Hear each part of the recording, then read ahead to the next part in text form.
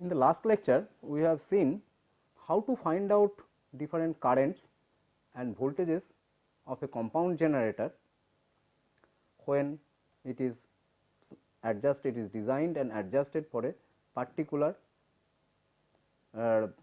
terminal characteristics.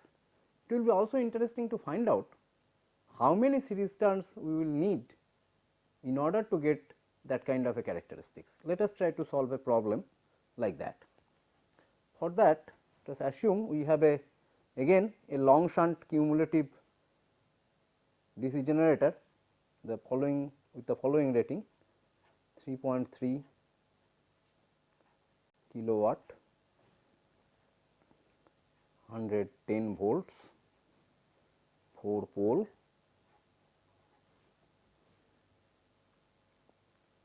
(1500 RPM).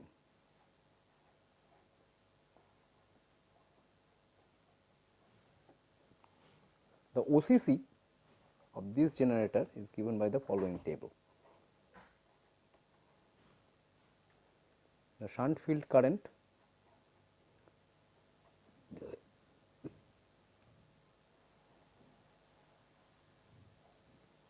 and the induced voltage.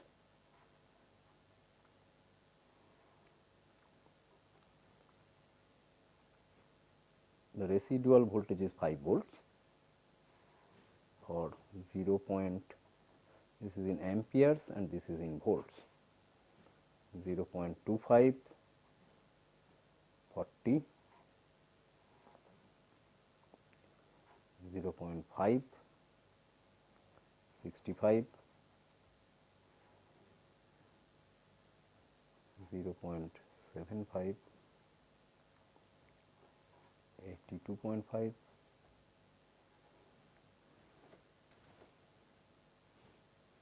1.0, 95 volts,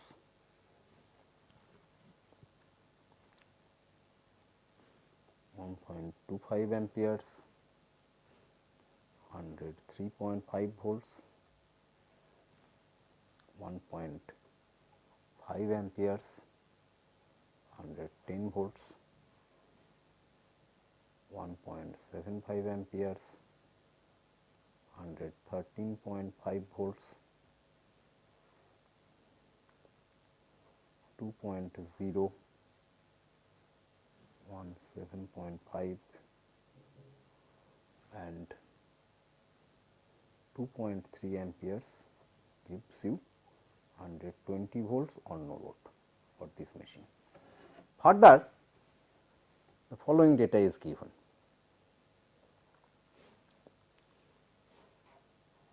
Armature resistance equal to 0.20 ohm.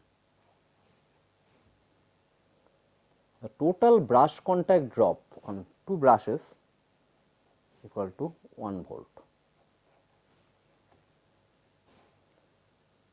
The shunt field resistance RSH equal to 73.33 ohm. The number of shunt field turn in SH equal to 200.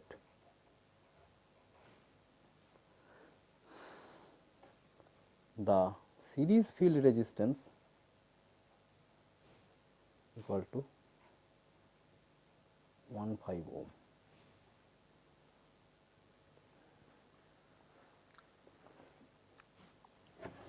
The effective armature reaction field current, that is ISH armature reaction, is proportional to armature current and is given by 1.5 times IA.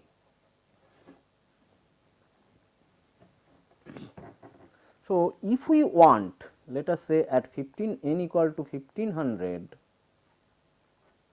we want the terminal voltage at no load should be equal to terminal voltage at full load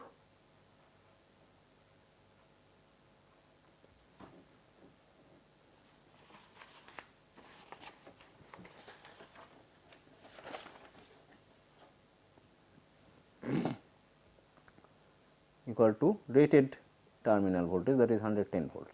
So, we want a flat compounding characteristics. The question is, what should be the number of series field turns?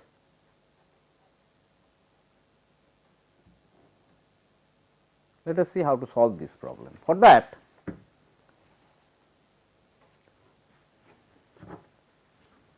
we see that at rated load is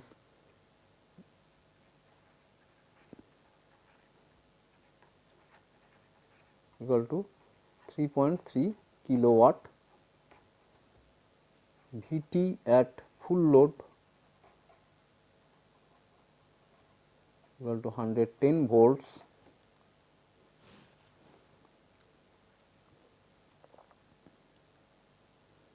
therefore, IL at full load equal to 3300 divided by 110, this is equal to 30 amperes. So, ISH at full load,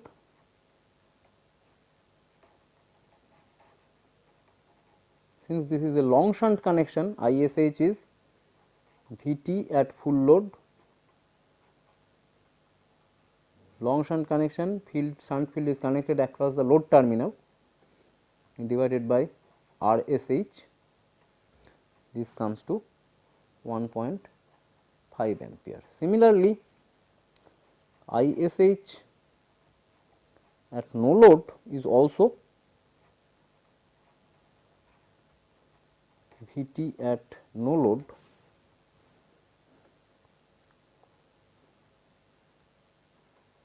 which is again 110 volts, this is also equal to 1.5 amperes. So, at full load, what is the armature current? IA at full load equal to IL at full load plus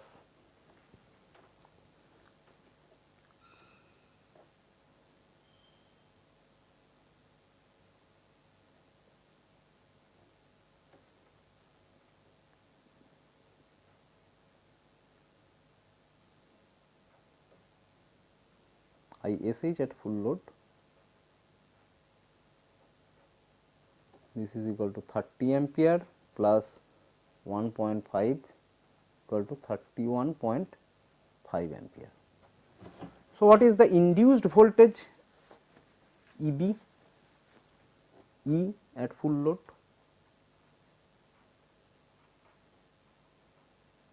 This is equal to terminal voltage at full load plus IA full load, and this is a long shunt connection, therefore, this should be equal to RA plus RAC plus the brush contact drop. This is equal to 110 plus 31.5 into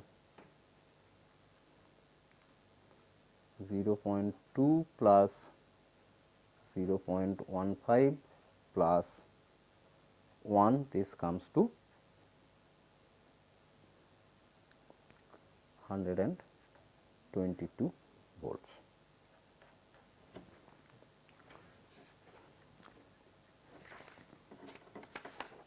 The OCC data is given here, from which we can plot the OCC of this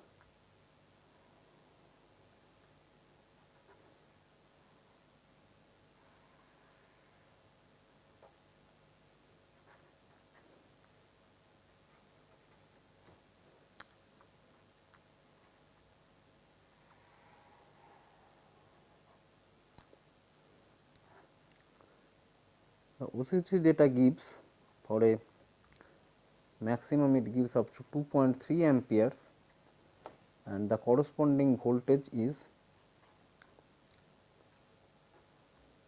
120 volts.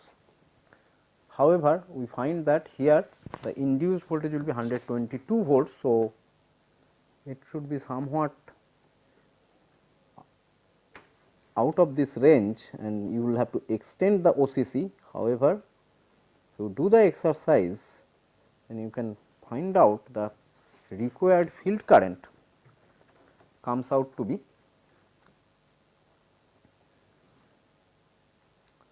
so ISH from OCC for E equal to 122 volts, this comes to is 2.375 amperes.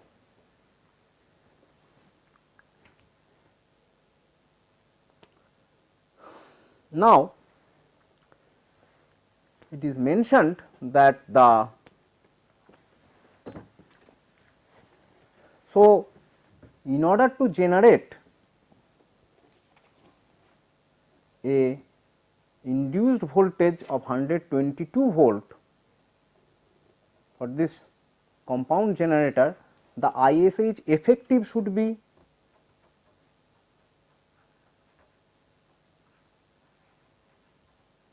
ISH effective should be 2.375 amperes, but for long shunt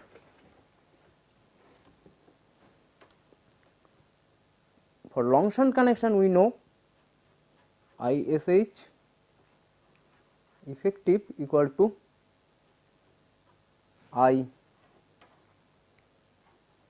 ISH plus NAC by NSH into IA minus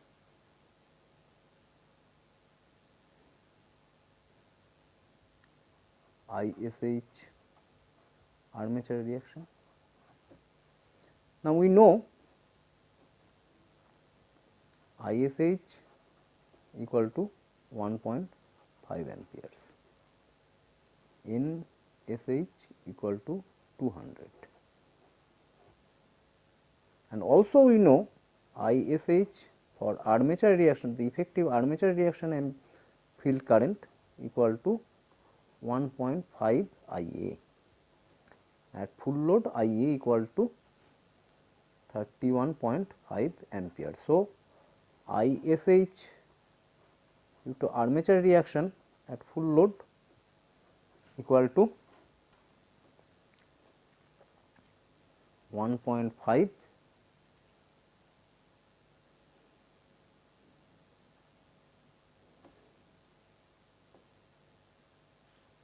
by 200 IA by 200, that is the shunt field current.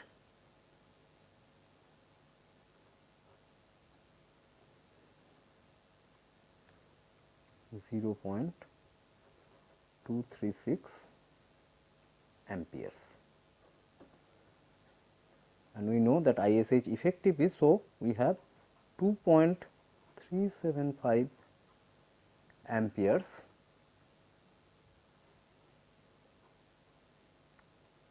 equal to 1.5 ampere plus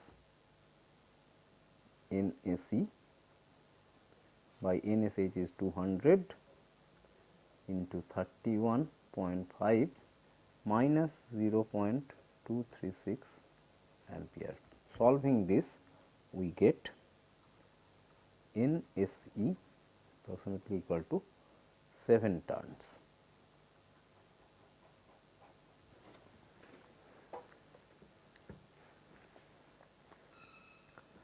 Now, this will give a flat compounding characteristics at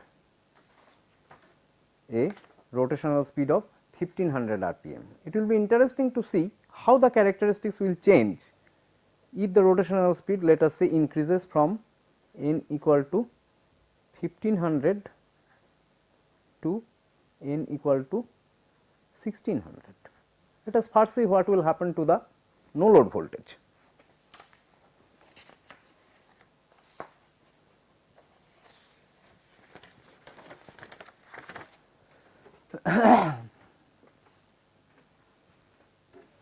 At no load, with the connection, we know that at no load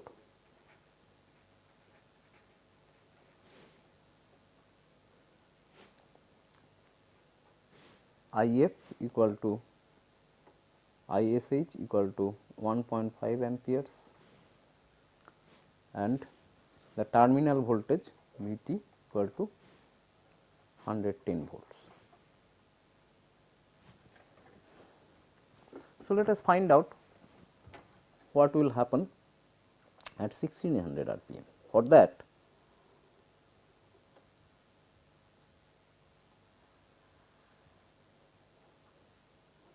let us draw the OCC at 1500 rpm.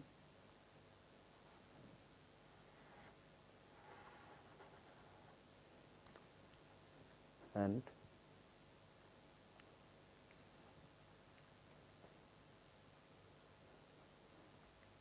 so this is the 1.5 ampere and the corresponding voltage is 110 volts. We can, of course, so this is the field load line.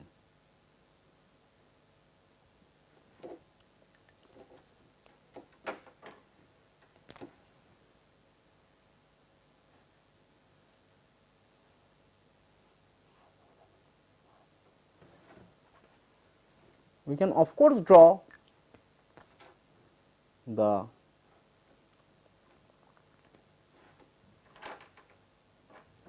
this is at n equal to 1500 rpm. We can similarly draw the OCC at 1600 rpm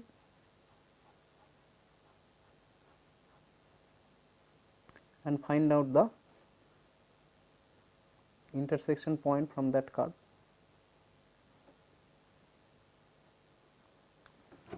But as we will find that there is no need to draw this OCC. In fact, the field current can be very easily computed by finding out this point P. What should be this point P? Let us say this IF1 is equal to some current ISH1. So, from the and let this be E1. So, E1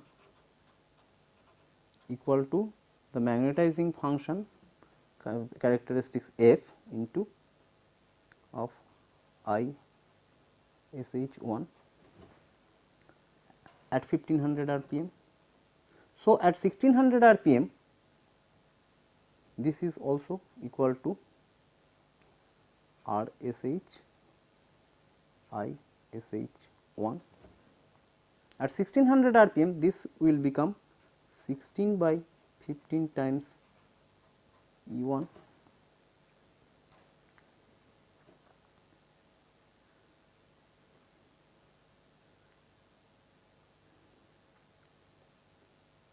So, at 1600 rpm the OCC will be given by 16 by 15 into F of ISH. So,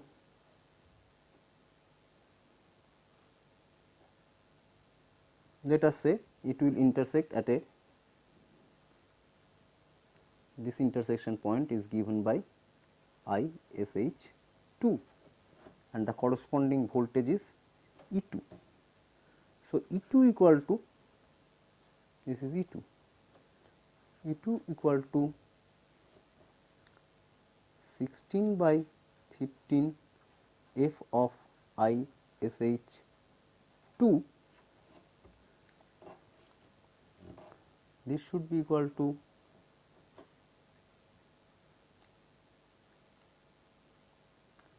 RSH into ISH2. Hence, the intersection, the current ISH can be found out from f of ISH2 equal to 15 by 16 times RSH into ISH2.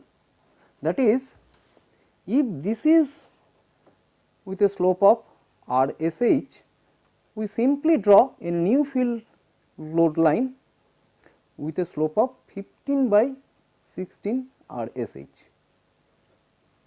and wherever it intersects with the OCC at 1500 RPM will give the value of ISH2. Following this procedure, we find that ISH2 will be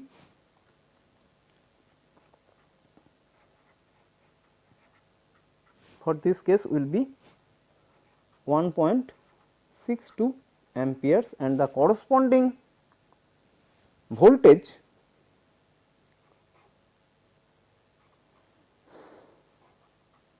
E2 dash, that is this voltage E2 dash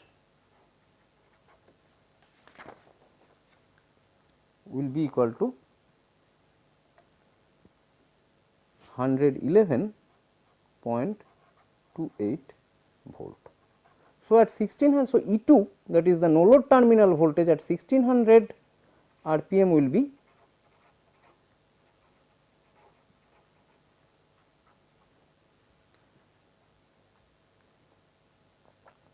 1.28 into 16 by 15, that is 0.7 volts.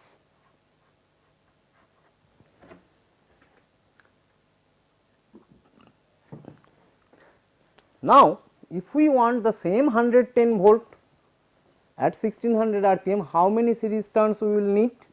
So, on full load Vt equal to, we want to be same 110 volts, then the ISH will be equal to 1.5 amperes, and IA will again be IL plus ISH equal to 31.5 amperes, and E will again be equal to 110 plus IA into IL plus ISH plus EB, this will again be 122 volts. Now, in the same manner as we found out from the, for the no load condition, we know that in order to generate this voltage, ISH at 1600 RPM will be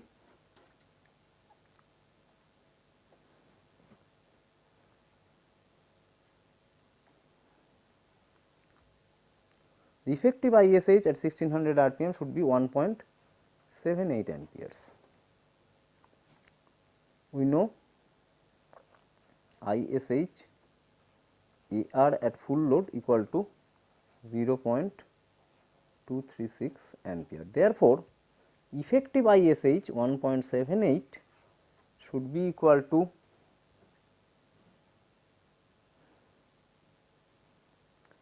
actual ISH plus NAC by 200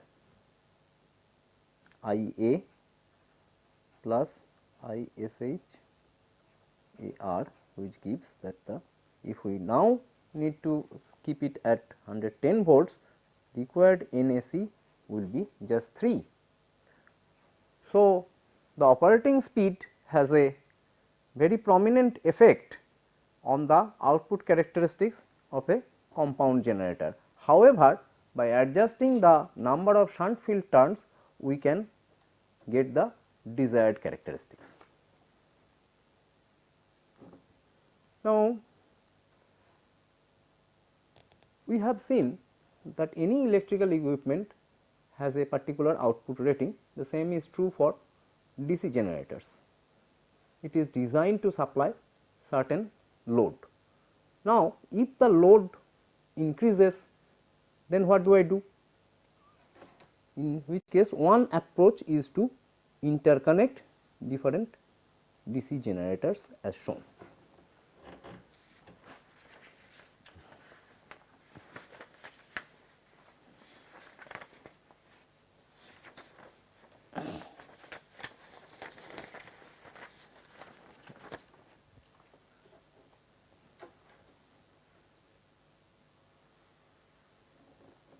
Suppose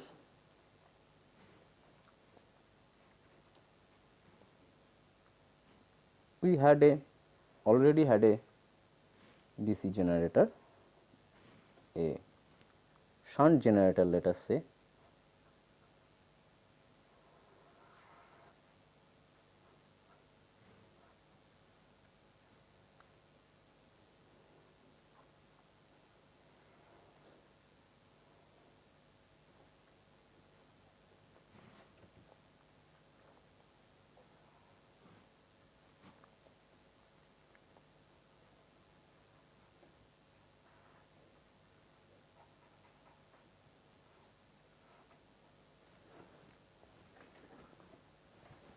which was supplying a load of IL.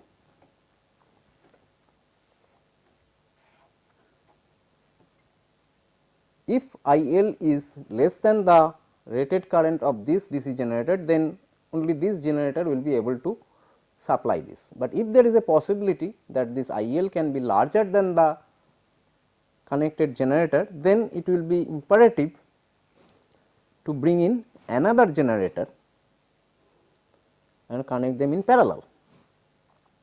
For that,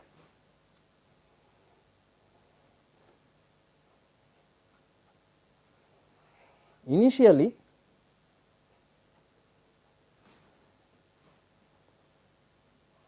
this generator will first be run at no load. Again, we are assuming this is another shunt generator.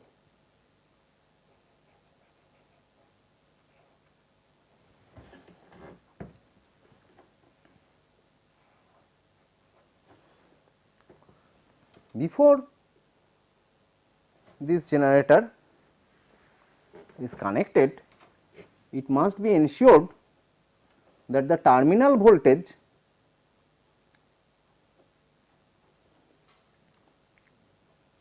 let us say it was supplying current of IL at a terminal voltage of Vt. It must be made sure that the incoming generator at no load generates a terminal voltage of Vt. Then this switch can be closed, and once the switch is closed, then these two generators are connected in parallel.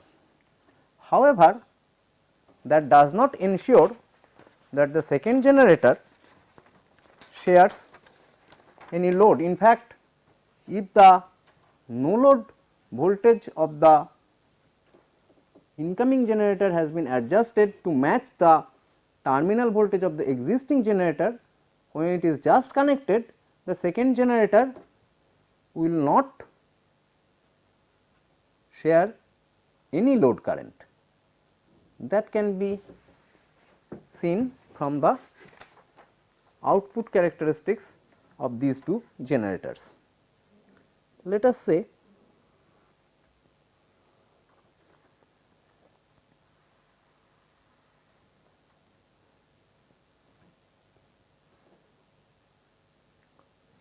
this is a shunt generator. So, initially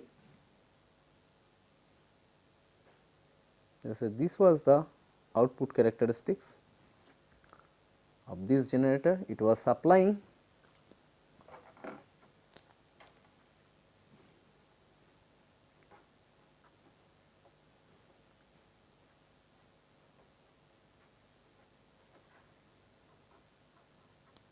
this is the load current of the first generator, this is the load current of the second generator. Let us say this was the terminal voltage and it was supplying the full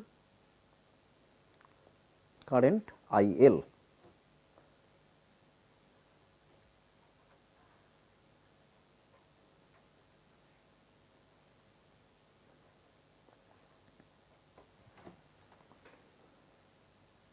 Now, for the second generator we have adjusted and the terminal voltage was V t, this was V t. We have adjusted the no load voltage of the second generator to be V t. So, this is the characteristics of the second generator. Now, of course, during this period the second generator load current is 0, the first generator load current I L 1 is the total load current I L. Now, if I want to transfer some of the load current to the second generator, this is generator 1 and this is generator 2. Its field excitation has to be increased so that the output characteristics moves upward. Let us say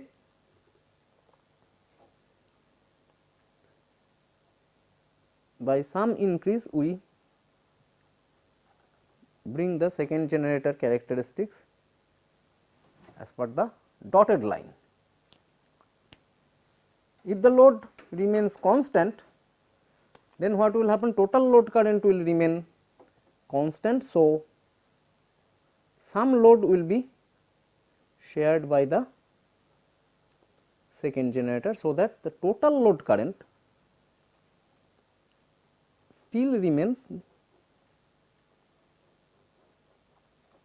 Now, this will be the load shared by the second generator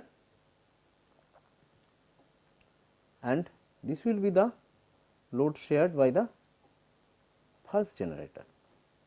However, we see that if we do this, then there is a increase in the terminal voltage.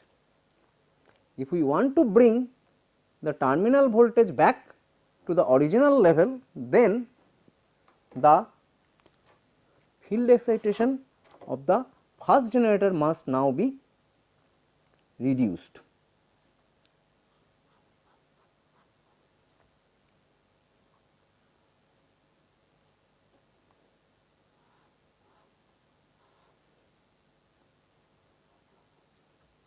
So that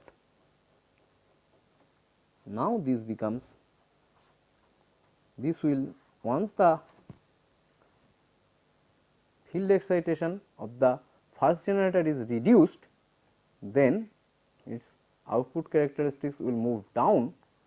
This will reduce the load shared by the first generator and that load will be transferred to the second generator. Thus, for interconnected DC shunt generators, it is possible to change the load shared by these generators by controlling their field excitation.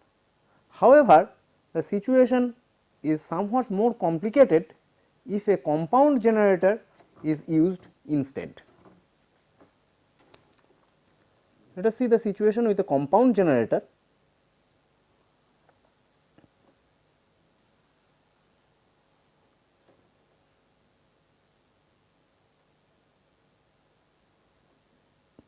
This is the DC bus to which these two generators are connected.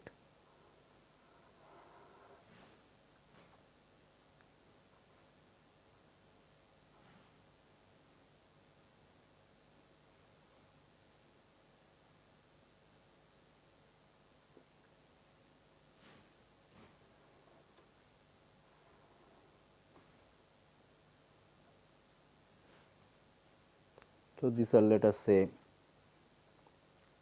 short shunt generators.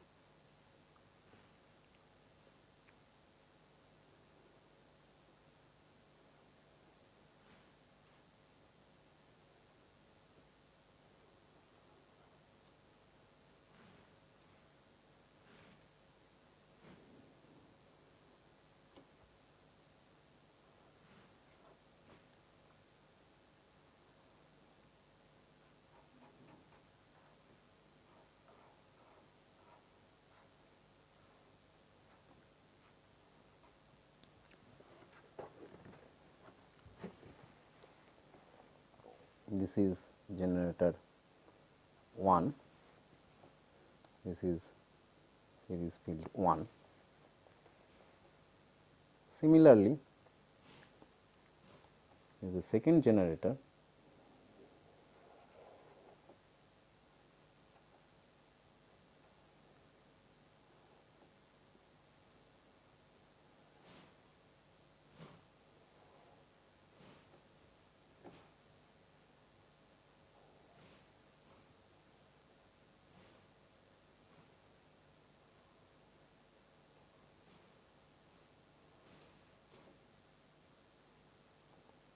with its own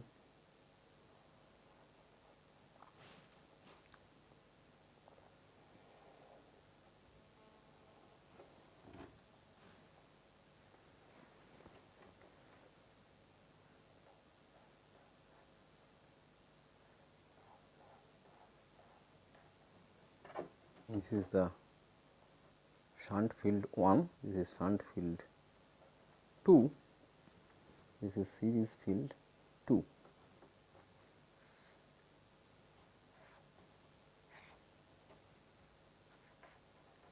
Now, let us see what will happen.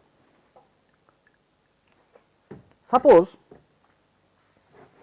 these two generators were sharing the total load current I L in some manner. Suddenly, suppose for some reason the field excitation of this generator increases, then what will happen? The terminal voltage of this generator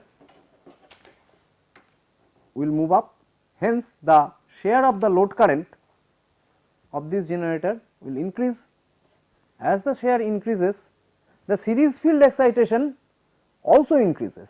As the series field excitation increases, the induced voltage increases, hence this further increases the load current of this generator. This is a positive feedback mechanism, particularly if it is a over compounded generator, in which case then even a small change in the field excitation of one of the generators will create a very large disturbance or inequality in the sharing current sharing pattern of the parallel connected generators. Therefore, if we want to use compound generators in parallel, simply this connection is not good enough.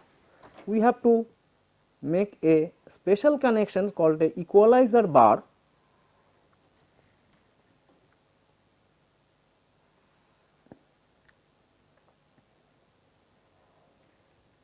so in effect what we are doing, we are connecting the machines not only parallel at the terminal, but also parallel at the armature point. So, if we do this, then the armature of the two generators are in parallel, the series field of the two generators in parallel. So, any increase in the armature current of one of the generators is shared by both the series fields, and in fact this sharing can be controlled by connecting additional resistances across one of the generators. This is R1, this is R2, and suitably designing them and thus preventing this positive feedback mechanism. It is possible to find out, to calculate the values of these resistances, and we will explain this with the help of a example. Let us say we have two over compounded short shunt generators connected in this manner with the following data. the rated bus voltage Vt equal to 220 volts for generator 1.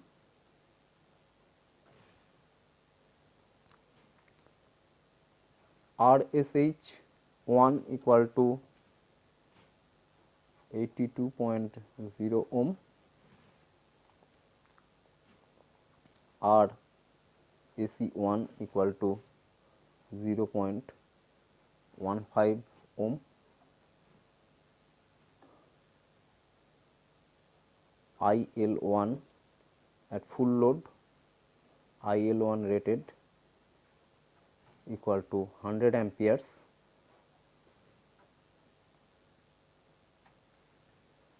and from load characteristics we know for Vt at 100 ampere, Vt full load for this machine is 220 volts. Similarly, for the second machine generator 2,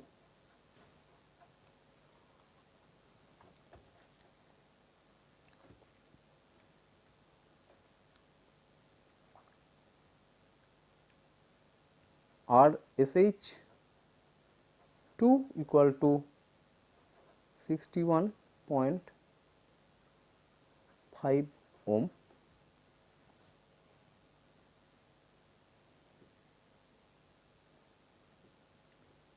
RAC 2 equal to 0.07 ohm, IL 2 rated equal to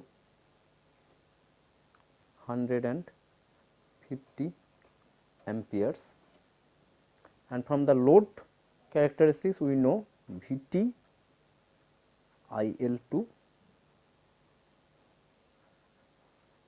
at 110 amperes of load current, the Vt is 220 volts, and at 150 amperes of rated current is 225 volt, that is this generator is over compounded. We want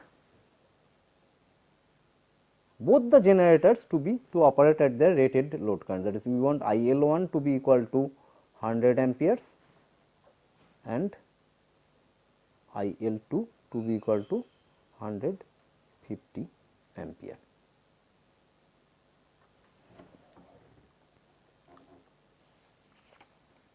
So, what should be the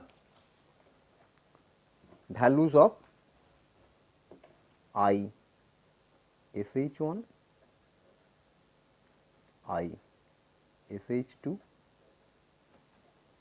and what should be the value of R1 and R2, where this is how R1 and R2, this is called a diverter resistance, this is called a series resistance. R1 equal to how much, R2 equal to how much. We are supposed to find this out. For this, we note that both the machines are supplying their rated current. This voltage is 220 volt. This is positive, so this is giving a current of 100 ampere, which is its rated current. Similarly, this is giving a current of 150 ampere. Note that the current, this is 150 ampere, but the series field current ISC2 is not 150 ampere, while ISC1 is, this is 100 amperes. This current flowing through ISC2 can be adjusted by controlling the diverter resistance R2.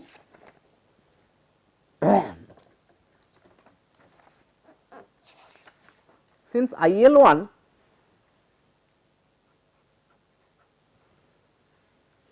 is equal to 100 ampere, and the induced voltage E 1 should be equal to terminal voltage 220 volts plus this is short shunt connection. So, this is the shunt field resistance into load current 100, this comes to 235 volts. Hence, this is short shunt connection. So, ISH1 should be equal to 235 divided by the RSH1, which is 82, this comes to 2.86 amperes.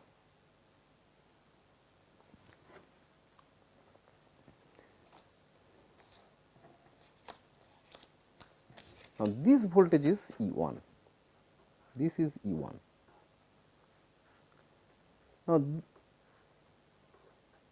Now, because of this equalizer connection, see this end is connected here and this end is connected here. So, E 1 must be equal to E 2. So, because of the equalizer connection, E 2 equal to E 1 equal to 235 volts, and the shunt field of the second machine is also, it is a short shunt. So, connected across E 2. So, ISH2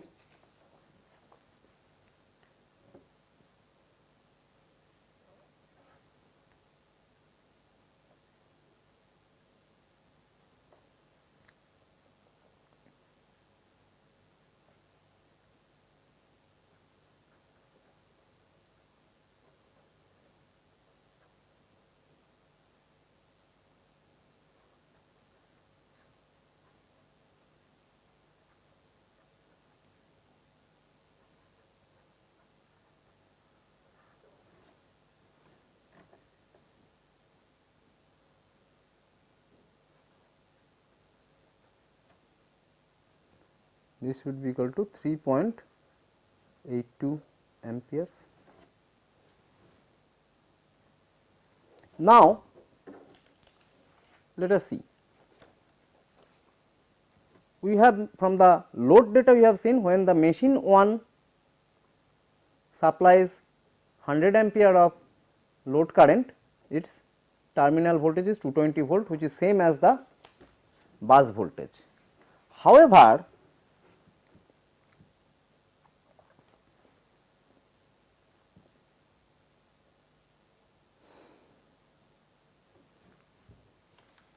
for the machine 2, the data shows that when IL2 is, when Vt is 220 volts, then IL2 is 110 amperes.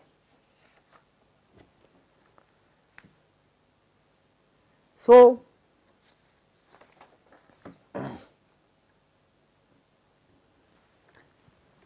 if 110 amperes flows, then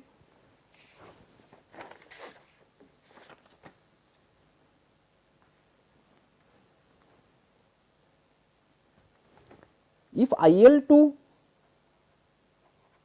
is 110 amperes, then Vt equal to 220 volts.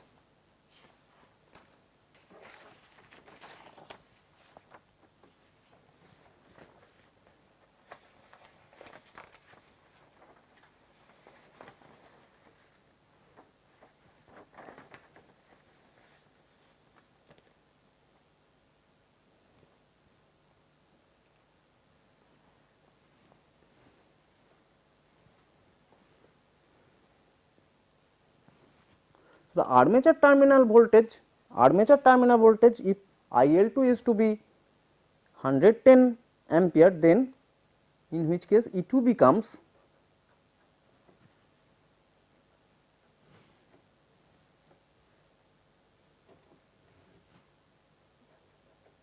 220 plus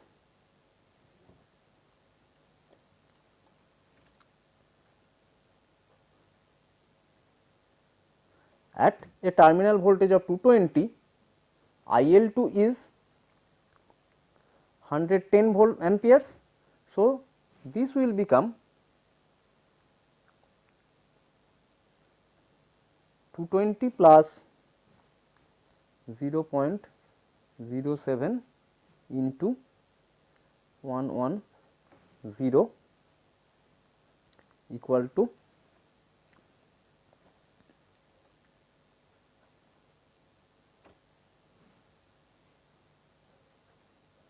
227.7 volts. But since these are parallel connected, E2 must be equal to 235 volts. So, the additional voltage of,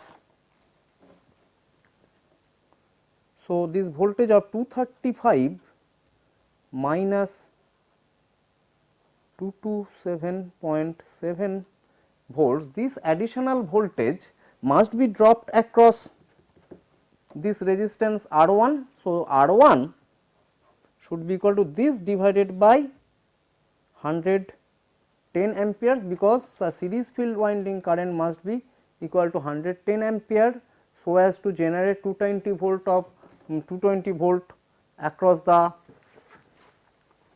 220 volt terminal voltage from machine 2. So, this gives the value of R1.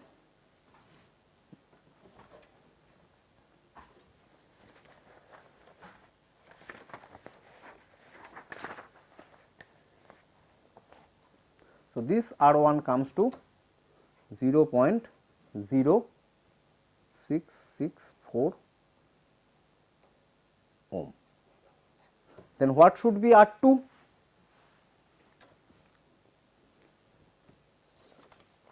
If the current through the series field is 110 amperes, therefore, the current through, since the total current is 150 ampere, this is 40 ampere. So, 40 into R2, these are connected in parallel, equal to 110 into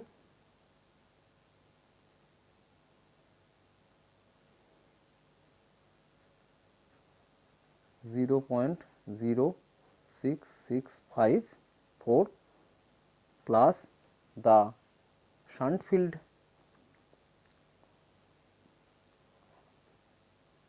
to resistance, which is 0.07 ohm.